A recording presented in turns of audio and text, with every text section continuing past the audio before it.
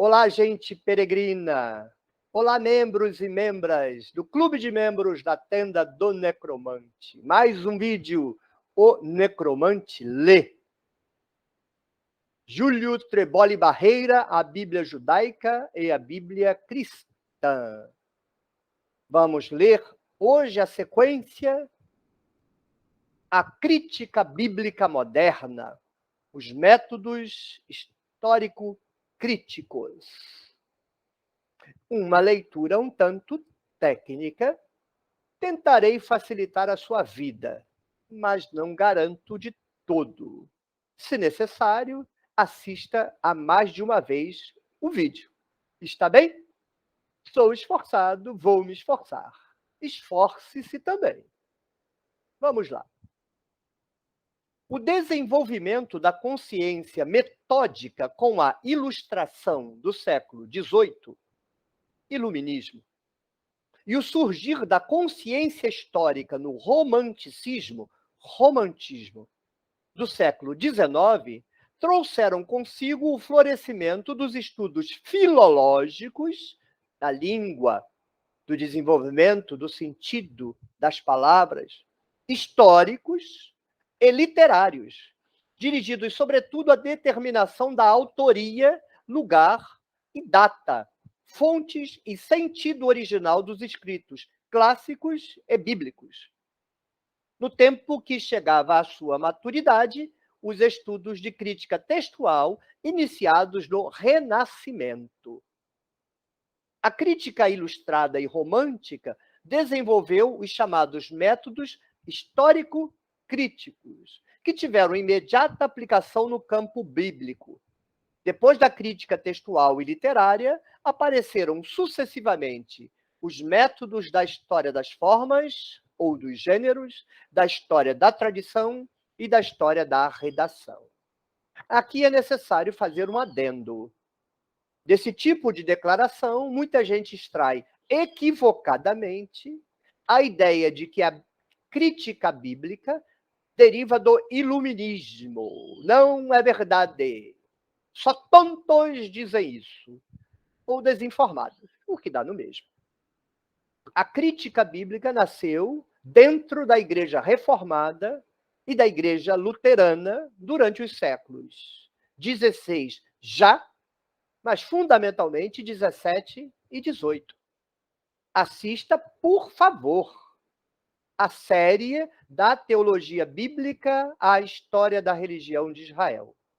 Você verá como que uma denominação cristã, os protestantes, neurotizados e fetichizados em relação à Bíblia, convertendo-a num mero depósito de doutrinas, produziram a explosão incontrolável da crítica bíblica. Sim, pastores luteranos e reformados. Até que em 1787, antes do século XIX, antes do desenvolvimento dos métodos histórico-críticos, que são produto da crítica bíblica pastoral luterana e reformada, Gabler teria dito: chega, a Bíblia não presta mais nenhuma satisfação à teologia. A Bíblia deve ser lido historicamente. Este foi o momento de libertação da Bíblia das garras aduncas da teologia, onde ela foi libertada, porque dentro das igrejas ela continua encarcerada, acorrentada e violentada. Na segunda metade do século XIX, a crítica das fontes, aplicada primeiramente à época homérica, desenvolveu a teoria das 4 fontes ou documentos do Pentateuco, já vista eloísta, deuteronômica e sacerdotal, que já foi para o saco. Não tem mais validade nenhuma desde a década de 80 do século passado. Muita gente estudando isso, muita gente fazendo referência a isso, tudo desinformado. Valeu, o Pentateuco em questão, criatura! e a teoria das duas fontes dos evangelhos sinóticos. O conhecimento das bibliotecas do Antigo Oriente e de incontáveis materiais epigráficos e manuscritos impulsionaram o trabalho crítico, com textos do Antigo e Novo Testamentos, os estudos de literatura e história bíblica e o estudo das religiões comparadas. No começo do século XX, desenvolveu-se a chamada crítica ou história das formas, cujo propósito era analisar as formas típicas da expressão literária, especialmente na fase oral ou pré-literária, lendas, hinos, lamentações, maldições.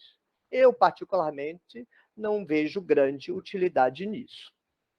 A crítica das formas apresentava-se como uma superação da crítica das fontes. O Pentateuco e os evangelhos sinóticos não são tanto compilações de fontes escritas quanto precipitados de tradições populares de origem oral, tão vivas e variadas como a vida mesma. Nesse caso, é uma boa conclusão.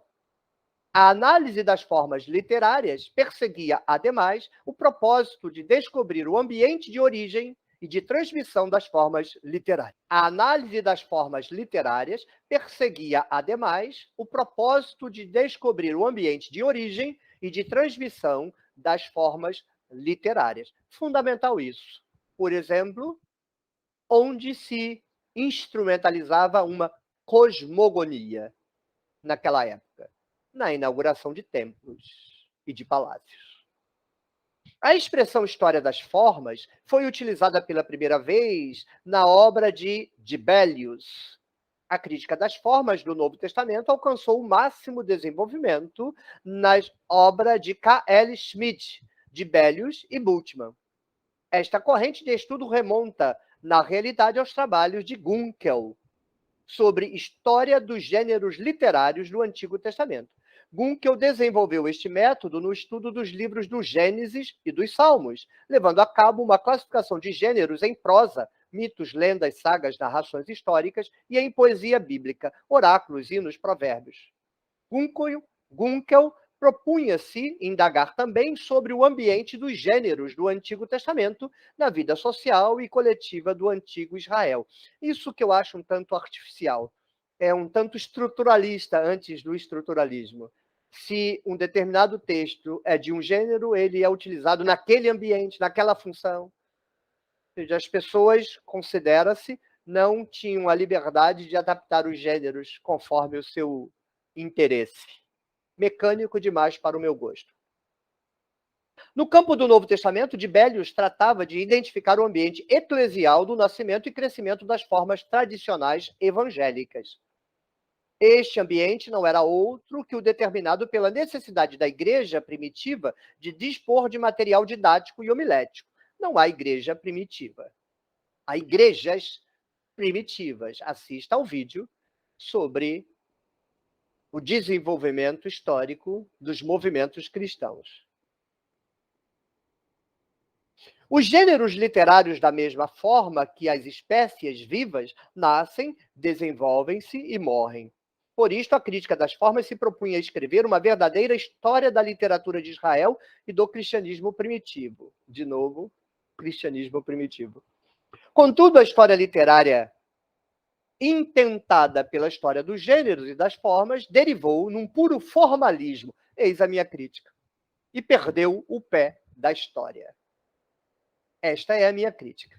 Não serve mais para nada. Se você perde de vista o chão histórico, o adubo histórico do qual se nutre os textos, e você cai no estruturalismo metafísico de gêneros que controlam as pessoas, vá de retro, Satanás. Depois da crítica dos gêneros e das formas, surgiu a crítica da história da redação, como um corretivo e complemento ao mesmo tempo da crítica das formas. Esta última corrente de estudo fragmentava os evangelhos sinóticos em multidão de formas literárias soltas, fazendo dos evangelistas meros editores de coleções já existentes.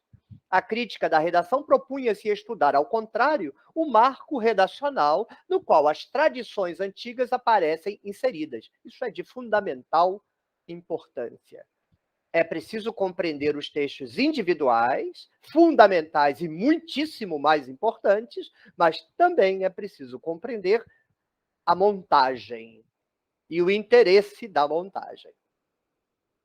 Seu interesse não se concentrava tanto nas tradições antigas, mas na utilização das mesmas pelo último redator, a quem pode-se dar, a todo direito, o título de autor. Não, ele é autor da composição, mas ele não tem nenhuma autoridade, em nenhuma medida, sob nenhuma das unidades independentes e autônomas que ele utilizou na sua montagem. Autores são os responsáveis pela composição das unidades históricas. Quem montou é mero montador, redator.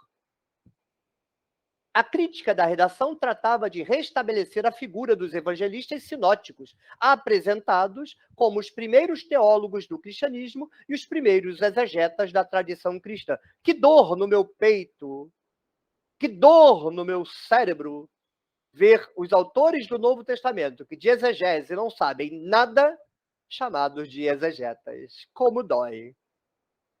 Na mesma linha de valorização da obra completa do livro bíblico, e não tanto de suas fontes ou tradições prévias, movem-se também outras correntes da exegese atual, como a crítica retórica ou, desde um ponto de vista teológico, a crítica canônica, que eu não recomendo para ninguém que tenha neurônios. A primeira trata de descobrir os modelos estruturais que conformam uma obra literária, assim como as figuras retóricas unificadoras do conjunto, paralelismo, anáfora, inclusão, quiasmo.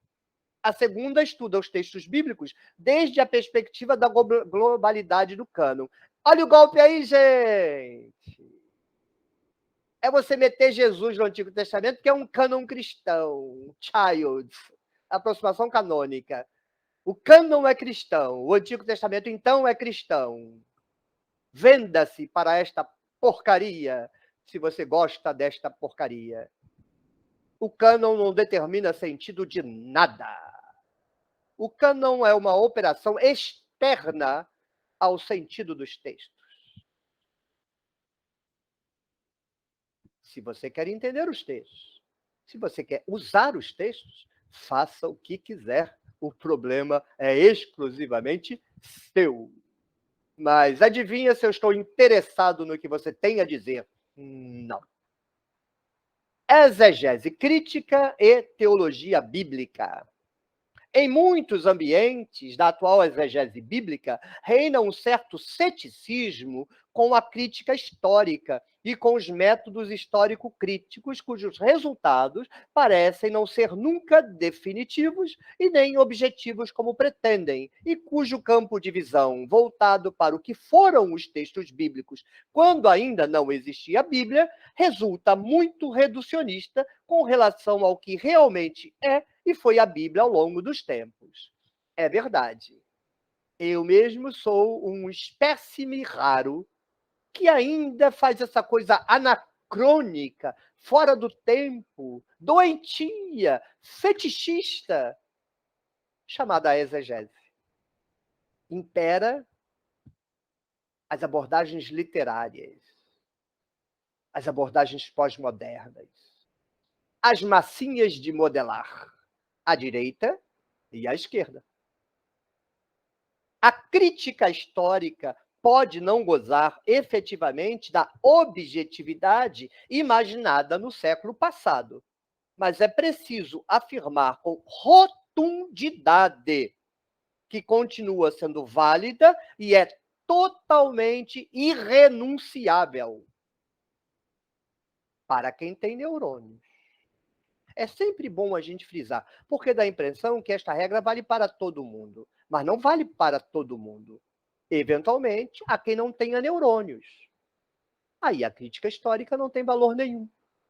Mas para quem tem pelo menos dois, ainda que um tenha um rabinho meio cambeta, só um axôniozinho só, a crítica histórica é irrenunciável.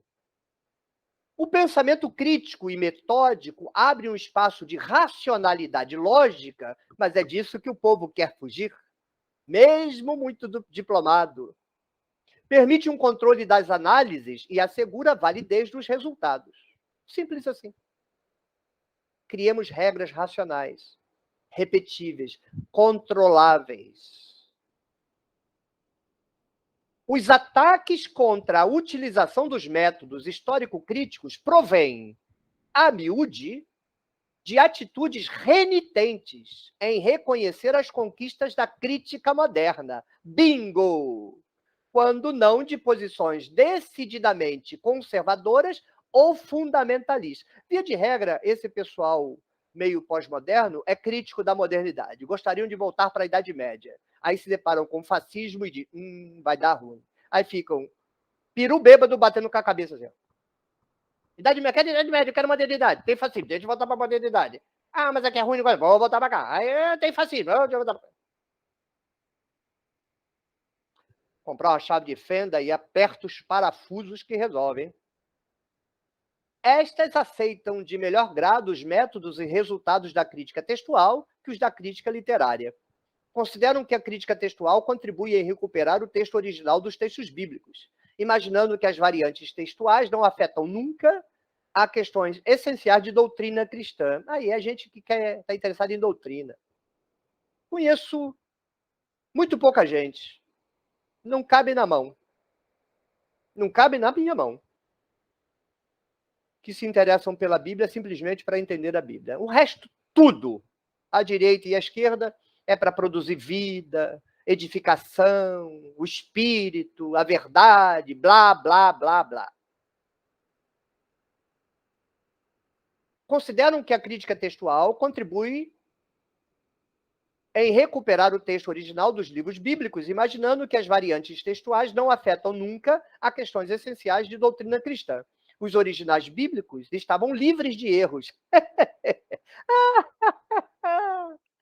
Pois estes somente foram produzidos nas cópias dos manuscritos. É gente tonta de todos os neurônios. A meninge já virou chorume. O cérebro está boiando no chorume do lixão. Tratam de ignorar a existência de um pluralismo textual anterior ou contemporâneo ao período da formação do texto massorético. No mundo judaico, as correntes conservadoras tendem a considerar o texto massorético livre de erros e corrupções. Há loucura em todo canto. A utilização continuada do texto massorético na liturgia e na prática jurídica garantiram a fidelidade de sua transmissão, assim dizem. As variantes textuais conhecidas são muito escassas e as existentes nos manuscritos medievais carecem de valor.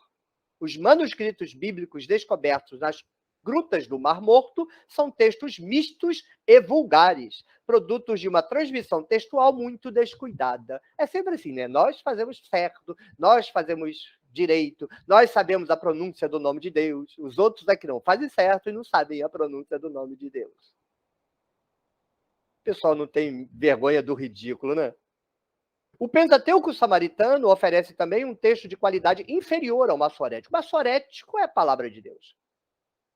O texto da versão dos 70 é uma tradução e, como tal, nunca pode substituir o texto da língua original, hebraica, transmitido sem excessivo cuidado por copistas cristãos, e suas variantes refletem, em todo caso, desvios exegéticos dos tradutores helenistas. No que diz respeito à crítica literária, o conservadorismo judeu e o conservadorismo cristão mostram preocupações muito diferentes. A necessidade dos cristãos em estabelecer uma conexão histórica com as figuras de Jesus de Nazaré e os primeiros apóstolos não tem paralelo com o judaísmo. Neste, a Bíblia é basicamente Torá ou lei, e não se vê, por isto, tão afetada pelas consequências da crítica histórica. As discrepâncias existentes entre o Livro dos Reis e o das Crônicas preocupam muito mais aos fundamentalistas protestantes que a qualquer judeu. Este pode sempre contentar-se com a explicação de que o Livro das Crônicas é um midrash do Livro dos Reis. Entre autores católicos e menos entre protestantes, é frequente a distinção entre exegese e interpretação, que evidencia ainda mais tensão nunca resolvida entre a exigência de uma crítica racional e o valor da interpretação teológica. A exegese seria o campo do biblista que explica os textos da Bíblia, fazendo uso dos métodos históricos críticos. A interpretação seria o terreno do teólogo, que desenvolve e atualiza a mensagem bíblica ou justifica os desenvolvimentos da tradição dogmática, com argumentos tomados da Escritura. Na época patrística e medieval, a interpretação era muito mais dom do que ciência. Este dom carismático era uma garantia da interpretação do exegeta cristão segundo o Espírito, ajustada à verdade. O cristão intérprete da Bíblia era como um anel ao longo da cadeia da tradição da igreja. Tinha obrigações com a verdade racional, porém muito mais à igreja do que fazia parte. Verdade e mistério eram uma mesma coisa, e não duas dimensões em que permanece tensão, como apresenta-se ao intérprete moderno depois da crítica da Ilustração. O conflito da consciência ilustrada entre o mistério religioso reduzido a dogma e a verdade racional entre a consideração da Bíblia como palavra de Deus ou a redução da mesma a um mero documento histórico ainda não encontrou um verdadeiro caminho de solução, nem jamais encontrará. Porque todos os dogmas, todos os mistérios foram inventados sem qualquer preocupação exegética. É alegoria, só alegoria, nada mais do que alegoria. É salutar a separação. Para os dogmas, a teologia, a tradição. Para a Bíblia, a história. Perfeita. Tentar juntar os dois é obra de prestidigitador, daqueles homens que jogam o jogo da bolinha debaixo do copo. Quando você não perceber, a mão dele é mais rápida do que o seu olho e você é engrupido com um argumento que não vale um lambari seco. A teologia bíblica, que gozou de um período de esplendor em meados do século XX, encontra-se nos finais do século numa situação de crise. Assista à série da teologia bíblica, a história da religião de Israel. A Ilustração tinha concebido a teologia bíblica como uma disciplina histórica e descritiva. Citou Gabler. Sou apaixonado pelo Gabler. Nesta mesma linha, e seguindo Red, a crítica do século XIX tendia a identificar a teologia bíblica com a história da religião do antigo Israel. De fato, teologia bíblica hoje, quando séria teologia bíblica, ou é história da religião de Israel, ou é teologia sistemática com vergonha de se apresentar em público como teologia sistemática, então veste a fantasia da teologia bíblica. Um monte de editora faz isso. Já no século XX, Eichrodt reconhecia que a teologia do Antigo Testamento pressupõe a história de Israel e de sua religião. Porém, afirmava, olha o golpe aí, que o específico da teologia bíblica é a compreensão da estrutura unitária, é o golpe doutrinário, é fingir que está levando a sério o texto para, no final, estuprá-lo num canto escuro do gabinete de estudos. Conrad seguia as colocações metodológicas da corrente crítica, mas, como teólogo, tratava de interpretar o Antigo Testamento como livro da Igreja, introduzindo no Antigo Testamento a figura de Cristo e defendendo, através da interpretação tipológica, o caráter cristão e eclesiológico do Antigo Testamento. É o que há. É o que há. Por isso, não me peçam indicação de livro. Em matéria de exegese, não salva muita gente. Childs põe em relevo a contradição do chamado movimento teológico bíblico, que se move entre a crítica histórica e a teologia concebida como uma fé confessional à maneira neo-ortodoxa. Childs não rechaça a crítica histórica, mas tampouco lhe reconhece relevância teológica alguma. E não tem mesmo. Crítica histórica não serve para nada para a teologia, assim como teologia alguma leva a história a sério. Finge que leva, faz de conta que leva, mas não leva. Usa argumento histórico, mas não tem nada de histórico. Nada, insistirei. O teólogo não precisa ler o texto em seu contexto histórico. Exato. Porque ele não vai tirar do texto o que o texto está dizendo mesmo. Que teologia sistemática não dirá que o mundo foi criado do nada? A imposição do cânon como perspectiva de aproximação aos textos bíblicos. Nem todos os críticos aceitaram. Nem todos os teólogos aceitaram uma deshistoricização da mensagem bíblica e cristã. Todos aceitaram. É que eles fingem que usam história, mas não usa. É teologia sistemática?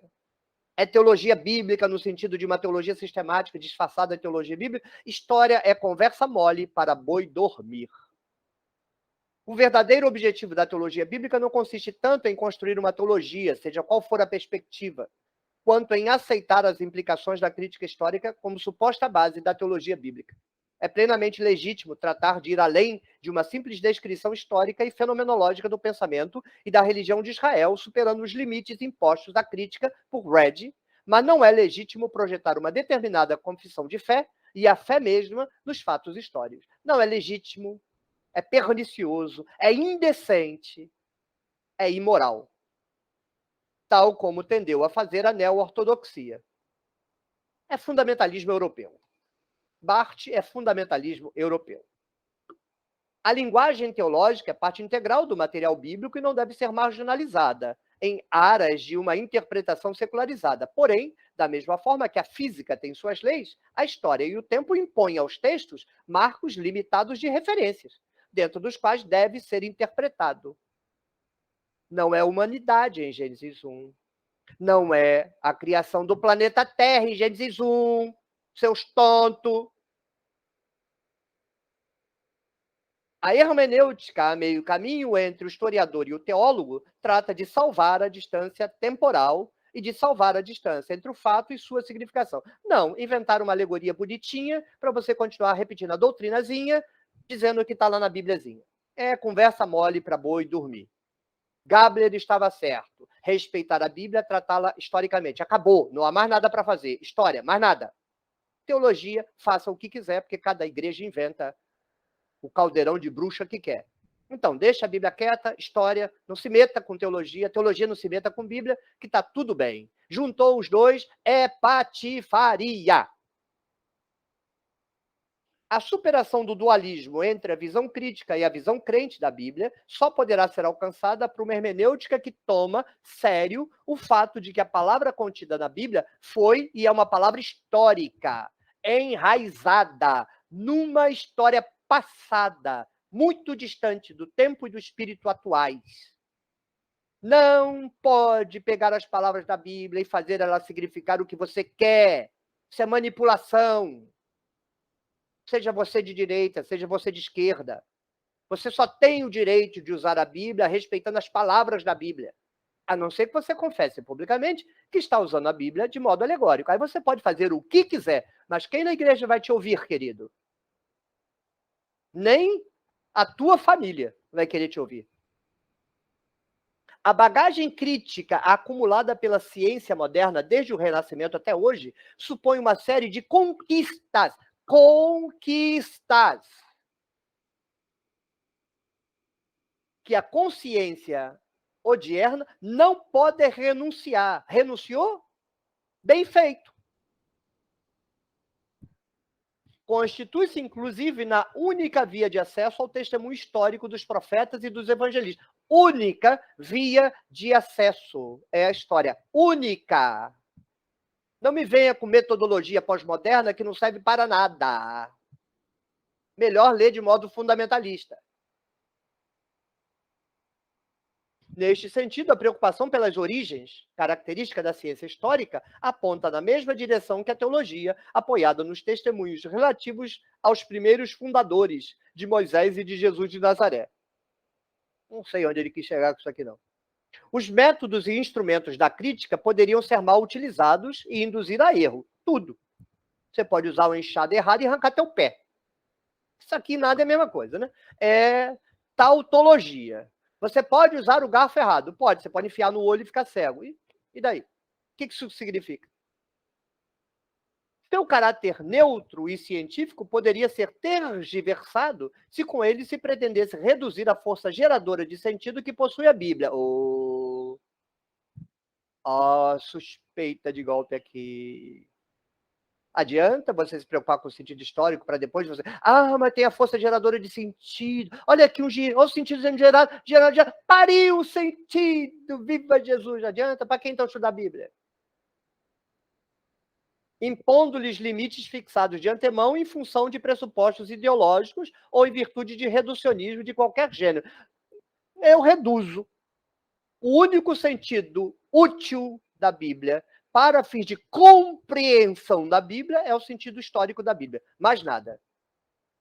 Mais nada é sentido da Bíblia. Tudo mais é invenção de sentido pela igreja, pelo pastor, pelo diplomado, pelo diabo a quatro. Quem quer inventar sentido, invente. Na tenda do necromante, nós não queremos inventar nada. Nós podemos ler errado. A gente pode passar vergonha pública porque leu errado. Mas nós só queremos o sentido histórico do texto e mais nada. Mais nada. Porém, a racionalidade crítica é irrenunciável. Não vai servir para nada se você começar a brincar de olha um sentido sendo produzido, o texto é histórico, olha o sentido nascendo aqui, nasceu, pariu. Para que racionalidade crítica se você vai fazer esta porcaria? Porém, a racionalidade crítica é irrenunciável, inclusive para construir uma teologia bíblica do tipo que for. É fácil de dizer, difícil de fazer. Porque não adianta nada você se dedicar absurdamente à reconstrução do sentido histórico do texto, se depois você quer um sentido que emerja na dimensão eucarística do não sei das quantas. Para que isso? Fique com a tradição. Já está pronto. Tudo que um teólogo, um pastor precisa dizer já está pronto. Não precisa forçar a Bíblia a dizer o que ela não diz. Não precisa fazer de conta que está levando a sério a história, para quando ninguém estiver olhando, você dizer tudo o que você disse com a prestidigitação. A mão é muito rápida a mão. Não, Gabler, 1787, Gabler. Bíblia é história, nada mais. É teologia que você quer? É palavra para a igreja? É verdade para o crente? Esquece Bíblia. Tradição e nada mais. O que fugir disso, para mim, é manipulação, tanto da Bíblia quanto de pessoas. Eu li Júlio Treboli Barreira. A Bíblia judaica e a Bíblia cristã. Se você caiu de paraquedas aqui, dê uma olhadinha na tenda do necromante, inscreva-se no canal, assista aos vídeos. Já há centenas de vídeos aqui no canal.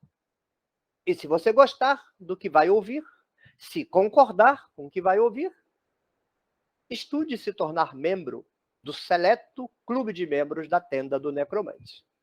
Azazel e Nehu ficariam muito felizes. E o necromante também. Até o próximo vídeo. Tchau, tchau.